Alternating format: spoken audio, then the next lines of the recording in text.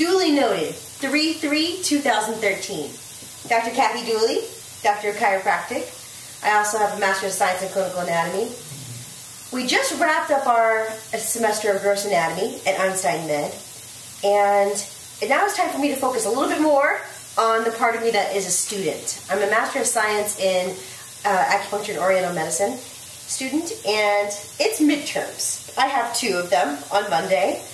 I'm glad that my course is wrapped for one end, but I'm still treating patients and I'm still studying for this master's degree.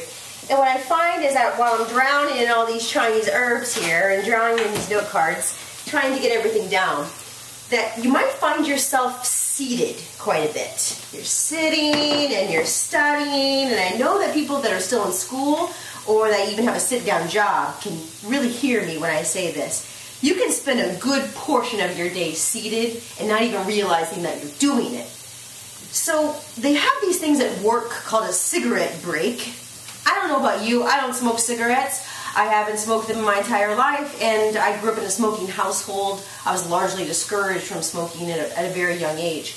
So what do we do with this 10 or 15 minutes that we're allotted every hour or a few hours? Well, instead of taking a cigarette break, maybe I can suggest that you take a swing break, where you actually take a kettlebell to work, or even just walk up and down the stairs at work. If you're at home, what you can do is get out of the seated position, have a kettlebell beside you, and every hour or two, get up and do some swings. This decreases the compression on your lumbar spine from all that sitting, and actually gets you hinging through the hip in a healthy manner like the hips want to do. The hips crave movement. They don't want to be seated in that chair all the time. What they want to do is take a break and get some movement happening. And when you're hinging through those hips, your body will love you for it. Your brain will get perfused with all of this oxygen and energy as you swing and hip hinge. And then you can return to your studying full of perfusion with a nice relaxed back, with fully loaded hips that are really, really happy that you got them moving. You can start with 5, do 10, do however many as you want. I like to take about 50 or 100 for every half an hour to an hour that I'm seated.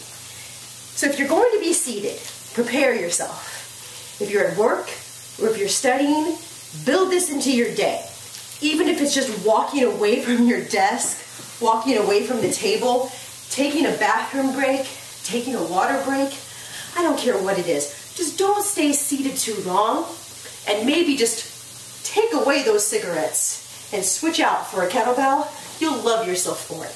You'll feel better, you'll look better, you'll think better, and you will deliver better results for work and for school. Dr. Kathy Dooley, see you next time.